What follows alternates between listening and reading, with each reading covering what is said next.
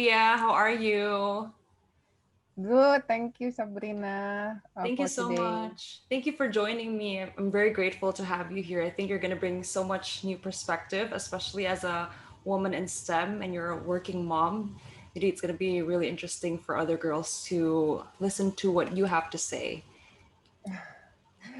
Hopefully, the story of a busy mom, basically.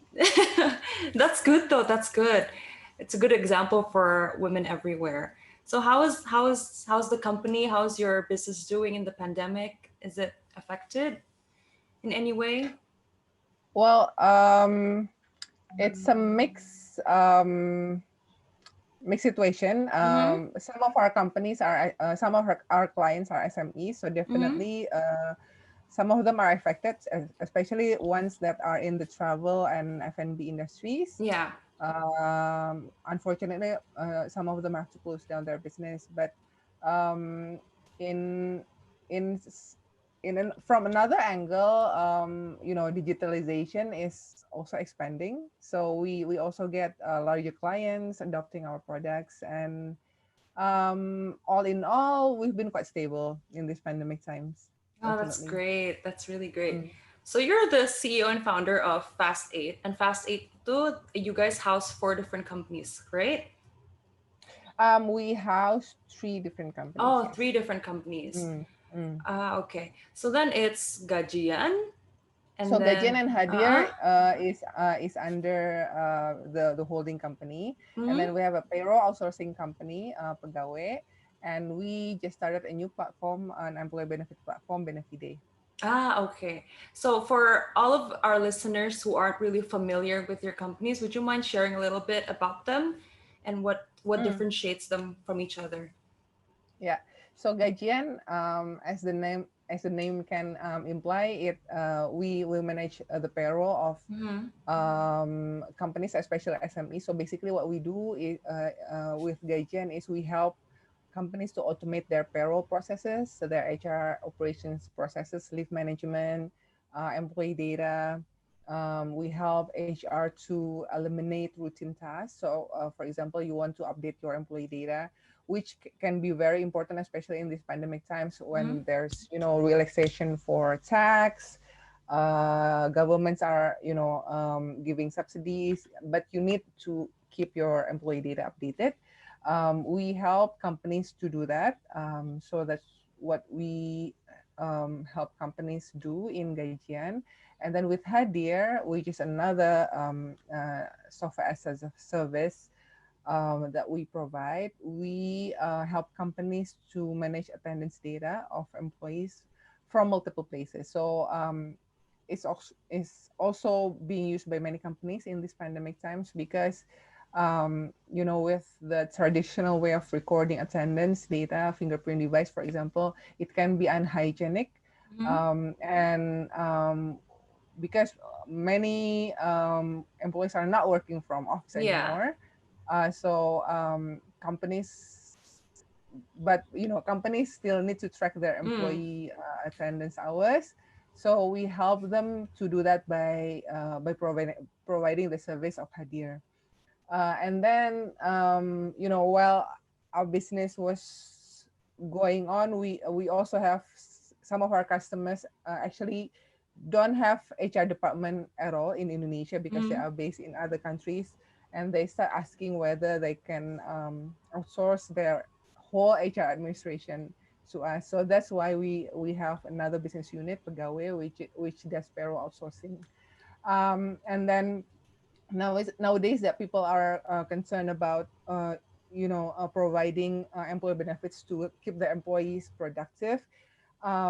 We start building a Benefide, which is an employee benefit platform. So you can get Mm-hmm. insurance, employee loan, and wellness products from this platform. Wow, So that's basically that's what we do. amazing. Because I also have like a side business also, and when I heard that you guys have this platform, it's something that's new to me. I think it's so helpful that I think a lot of companies are able to find benefits from it because I think that HR is a very difficult department. Yeah, many people have troubles like handling the employees. Personally, for me and like some of my friends who are also running businesses, so I think what you guys doing is really taking some of that problem and helping a lot of What kind different companies. of business are you running? I'm doing an F&B business. Okay, yeah. So Yeah, a lot of our clients are F&B businesses, and yes, I mean, I'm sure as a business owner, you would rather focus on growing your business rather that's than focusing true. on That's true. the tedious Yeah. task of you know, Yeah. payroll is an every month task, Mm. and it takes time. So yeah, we help a lot of business owners to focus on what they are supposed to be focusing on. Yeah, I think that's a problem that I face also, especially like for example, it's like bulan lebaran and then you have to like all these Yeah. calculations, right? Mm. Yeah. But what was the inspiration behind this? Why did you decide to build and get into the HR industry? Well, I started, I worked professionally for several years, and then I Mm-hmm. started building my own business a few years back. And when I started running my own business, uh, it, I started to feel the pain of uh, having this routine task that Mm-hmm. occupies my time. Yeah. And I guess we started focusing on HR around the same time that I also started having a baby. So I Mm-hmm. was running a company. I was also raising my son, and I have a company to run. And it happens that one of our clients, we Mm. were running a software house at that time. One of our clients was asking for an HR solution, and Mm. I could really reflect the pain that the client was having with my own pain, because I was running a company, I was raising my baby. So and I realized that a lot of women were and are working in HR, Yeah. and we want to go home early, spend time with the family and all that. So I realized that if it was the pain that I was feeling is uniform, why not develop a solution for this? So that was the beginning of the idea. It took many years to come to this form that we have right now, the SaaS platforms. But yeah, the idea started there when I was having a baby and running a company at the same time.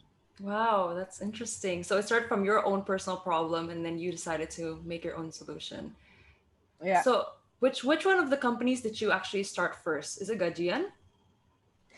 So it is a long story. We actually started from a whole different HR platform, Mm. and we were serving larger companies at that time. So the name was HRD Helper at that time. We Mm. started in 2011, focusing in HR. So there's a long journey behind Gajian already. Yeah, so we learn about the market. We learn about what were the key pains of Mm. companies in Indonesia from that experience. Yeah, so along the way, we learned that there are actually a lot of demands from not the medium or large companies, but SMEs, Mm. F&B business, catering business, and they do need a solution to manage their HR, just like the big companies do. But there were no good solution in the market. Mm. So that's when we decided to build to actually pivoted what we had back then in early 2011 to 2014. Mm. So we decided to scrap that and then build Gajian from scratch. Ah.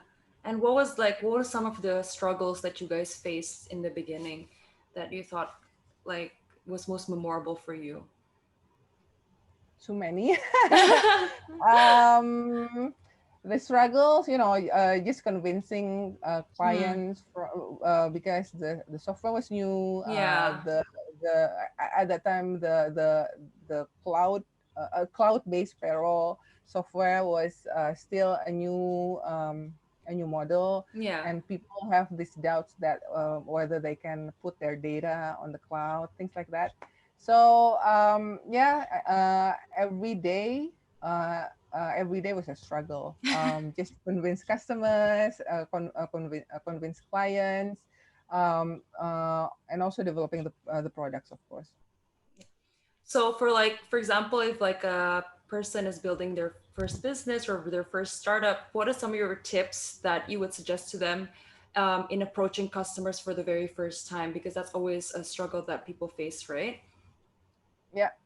Um, I would suggest my general tip is always to just take it one day at a time, Mm-hmm. and not to take a no as a final answer. So Yeah. if you get rejected today, you may just convince a customer tomorrow. Mm-hmm. So it's yeah, no is never final, and just get up whenever something blows you down. That's great advice. Now I want to talk about education because you actually came from a background. You have an MBA. Mhm. So, how important do you think education is to success? And if not, what are some of your thoughts about that?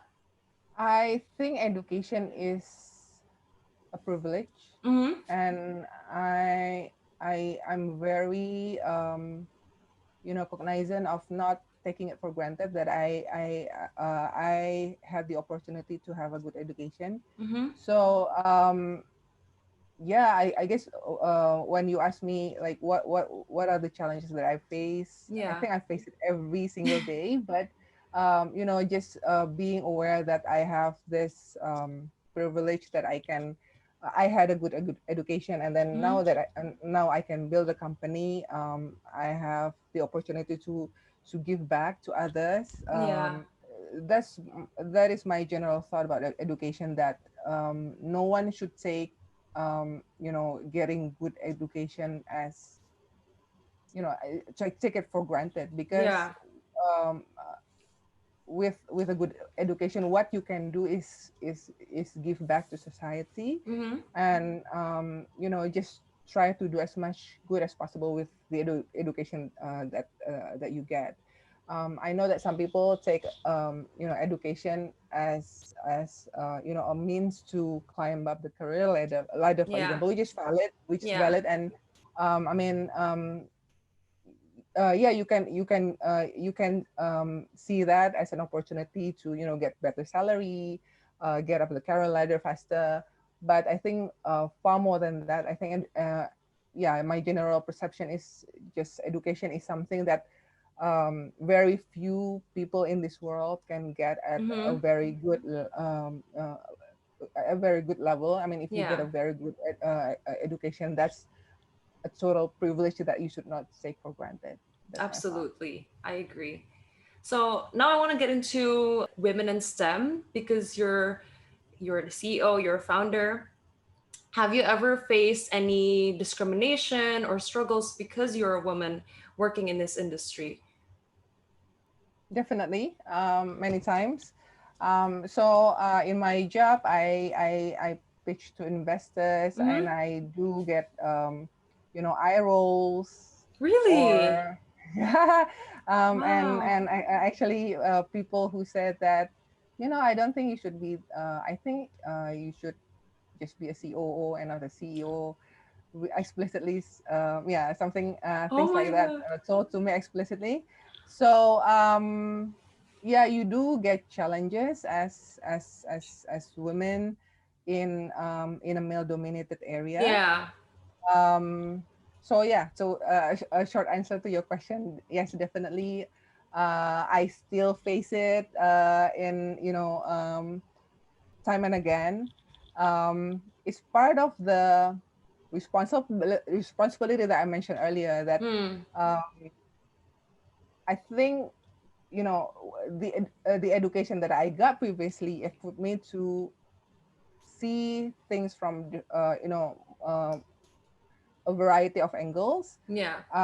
and because I have those tools in my arsenal, I think it's the duty is upon me to show other women who probably want to go into this path that Mm. I'm now going into, to have them, to have the way easier than what Yeah. I had earlier. Mm-hmm. So yeah, it's not easy, but yeah, because again, I uh, constantly remind myself that I have this privilege and I should not take it for granted.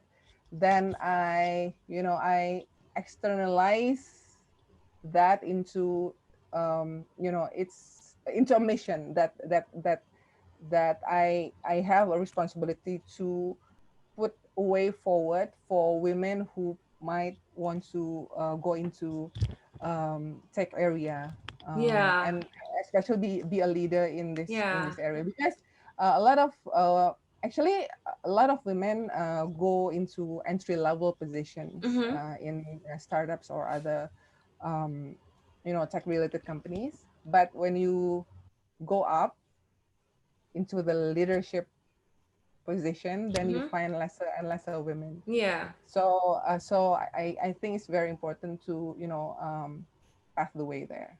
Yeah, absolutely. I agree with you 100%.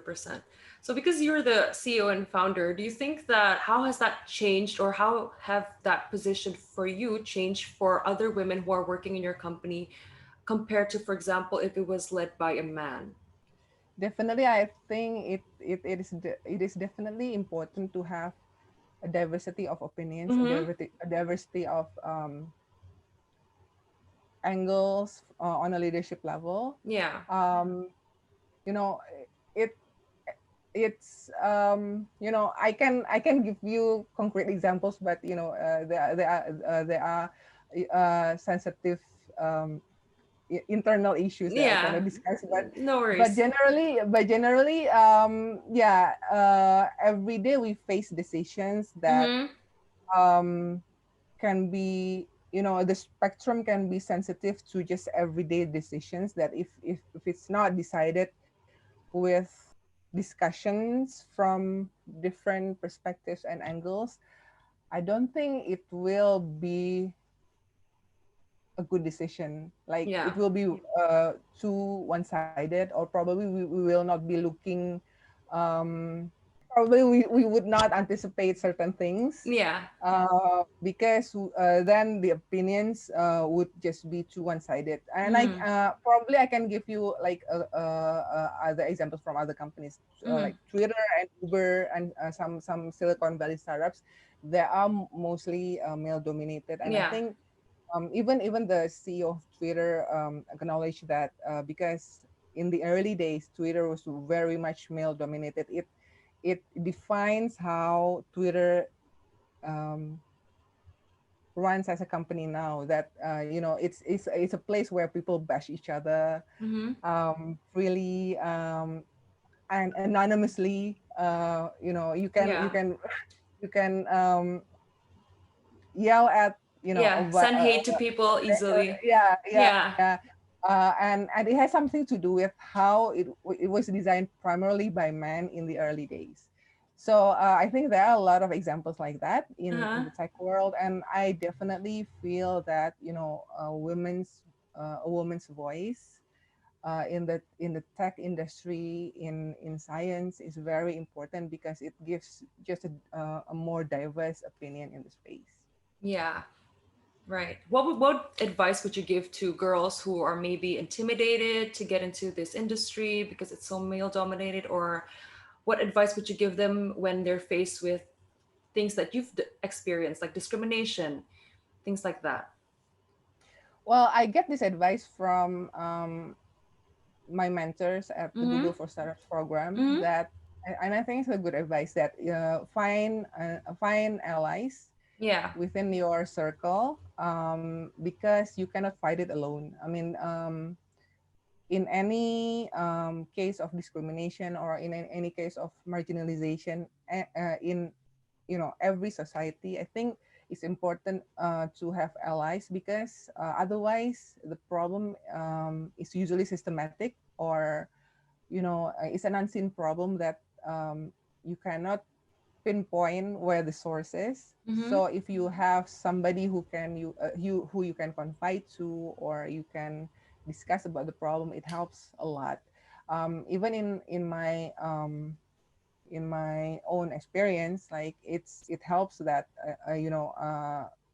our leadership team is very supportive of Yeah. women, and very open to discuss various matters openly. So yeah, having allies, and then also from yourself being able to, as women, we need to develop the skill to argue ourselves in a logical, like Mm-hmm.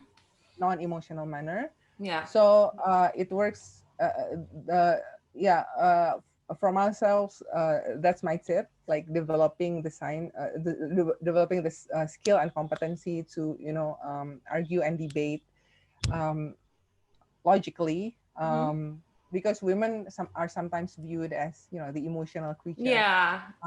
So it's important to develop that skill and awareness of where you are on the competency level, and yeah, just build allies and grow your influence from there.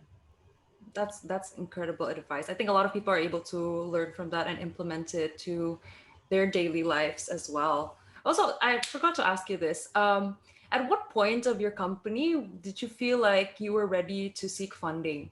Um, when we know that we have come to a level where we need to scale further. Mm-hmm. So yeah, we have customers. We know that the business can be bigger, uh, and we cannot get it bigger without extra fuel. Mm-hmm. So yeah, getting the first few customers and have the processes in place. At least the initial processes. It may not be perfect, but you have kind of validation of the kind of customers that want your product, and then you have initial process to manage that. Mm-hmm. That is the moment where we start to think, okay, we need to scale this, and we know that if somebody trusts us with their money, Yeah. we can do a lot with that. Yeah, so those were the moments when we decided to raise funds. Mm. How long was that after you guys started the company? Too long. So so our company itself started in 2008. So Mm-hmm. in the first 8 years, we actually grow it. We actually grew it by or through our internally generated revenue. Mm-hmm. So only in 2016 we started raising external funding, and we've raised a few more after that. Yeah, so fundraising is not easy. Yeah. It's never an easy process, and it you should plan it well in advance before you really really need it. Yeah. Also, so it took you guys 8 years, which is actually a pretty long time, yeah. That you guys are self-sufficient though, for 8 years. So we started so we've had several pivots. Mm-hmm. So we started as a software house. We have a desktop software, a traditional software. We were only known in the startup world in 2016 when we started getting external Ah, funding. okay. Got Mm. it, got it. So I want to ask you like our lightning round, some quick questions that hopefully you can give your insight in. So I looked at your Instagram and I saw that you love reading books. What are some of your favorite books? Yeah, what are some of your favorite books and why are they some of your favorites? And what book would you recommend for those who are looking to build their careers and into getting into the startup world and etc. etc. Oh wow, I'm a bookworm, so I don't. I mean, there are just too many books that I like, but Mm-hmm. so I guess it depends on your interest, because I read a whole range of books from politics to Mm-hmm. just biography. Yeah. I guess if you're looking for inspiration, I would say, let me see, what's that for? Uh, I think this is like for women. Oh If yeah, you're I looking read for that. inspiration, That's a good book. Becoming by Michelle Obama is one of my favorites. I mean, because it's personal, it's her personal story, and she's one of Yeah. my inspirations. Um, I guess for I don't to be honest, I don't read like startup focused Mm-hmm. books much, but I tend to read more. I tend to read books that pique your curiosity. Mm-hmm. Let me see if I have this. Like this is one of my favorites. Thinking Fast and Slow, Mm-hmm. just because it gives you awareness that on how your thinking process works, and as I mentioned earlier, I'm very big on building awareness. Yeah.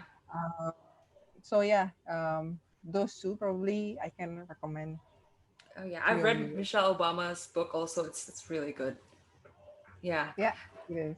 Okay. Next question. What are three things that anyone is planning to start in the industry that they might need to know in your perspective? You mean in startups? Yeah, like three things that people might need to know before they get started from your personal experience. Okay. First, it's not glamorous. You have to work super hard. Mm-hmm. It's not like what you would see on Instagram or on people's social media feeds. Yeah. You have to work in out every day, and sometimes in own work. Mm-hmm. So yeah, it's just the reality of the game. Second is that you can never underestimate the power of team. Mm-hmm. You cannot do it alone. So it's very important to get good people who support your vision and mission in the process. And third, uh, knowing your customers is very important to survive. Yeah. Yeah. Good advice. As an entrepreneur, what is like another industry that you're interested in maybe getting into aside from human resources? Well, I see myself as a generalist. So I Mm-hmm. again, just looking at the books that I'm interested in, I'm Yeah. interested in a lot of things. I think probably one day I would be interested in waste management. I don't know. It's just an area where it's an area where I think there are a lot of problems, and Mm. we as human beings, I think we trash too much, Yeah. and we don't know how to reduce waste in this world. So I would love one day to. I don't. I it's always something that interests me, how to manage trash or manage waste better. That's interesting though, because I think it's also very necessary to do that in Indo, yeah. Like with like waste management and everything. Yeah, especially in Indonesia, Especially in where Indo, yeah. people are not too people. We still have a budding awareness of Hmm. climate and environmental issues, and yeah, I would love to one day be able to support startups who are in the waste management space, hopefully. Last question. So, what is a day in your life like? How do you handle, running a business, and you're also like an incredible working mom, and how you deal with your day? It varies on the how packed my days are. Mm-hmm. So I wake up early, and then pray, and then prepare breakfast for our family, Mm-hmm. and then I start working around 7 or 8. after Mm-hmm. prepare myself and all that. Yeah. And when come to think about it, even when we were working from office, I usually take very quick lunch. And these Mm. days when we are working from home, I hardly take lunch break. So it's not Really? good. Yeah, so I just work, and then I started to get really tired around 3 when I took a break. And usually depending on how much break I think I needed, Mm. usually I started working after 6:30 to 9. So yeah, it's a long working day, and in between I watch my son whether he's doing his homework. I prepared his lunch. Yeah, it's not when you're a working mom. I don't think you can have a fixed timetable, but Yeah. just some semblance of routine is already good. How old is your son now, by the way? He's 11 right now, so he's independent already. Mm. And because he's we're homeschooling him, so Mm-hmm. he he started to have his own routine that he can manage himself. Yeah. It was much harder when he was like 4 to 6. So yeah, I think I have it easier now. Now that he's older, yeah. Yeah. Mm. Okay. Well, last one. Do you have anything else to say in terms of your company, Gadjian, or anything you want to plug in to announce to the audience? Well, yeah. If you're watching this and if you're running a company, whether it's an F&B business or whatever line of business that you want to Mm-mm. start, whether it was a business that you started before the pandemic or during this pandemic, we would love to help you scale your business further.